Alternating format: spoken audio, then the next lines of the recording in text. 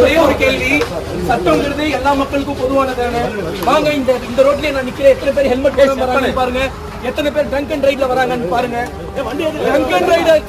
Drunk and right பண்ணிட்டு வந்த எல்லாருக்குமே ட்ரங்க் அண்ட் ரைட் பண்ணிட்டு வந்த கேஸ் தான். ஆனா போன் காதுல வச்சு பேசலையே, நான் ஸ்பீக்கர்ல தானே வச்சு பேசுறேன். ஆனா எனக்கு யாரோட உயிருக்கு நான் பங்கு விழுச்சேன். போர்ச்சே கார் எடுத்துட்டு 2 பேர் எனக்கு, நான் நீதித்துறையை தான் நம்பி இருக்கேன். இப்ப நீதிபதியை தான் பார்க்க போறேன். எனக்கான நீதி எனக்கு கிடைக்கணும். அப்ப எதுக்கு வளரணும்?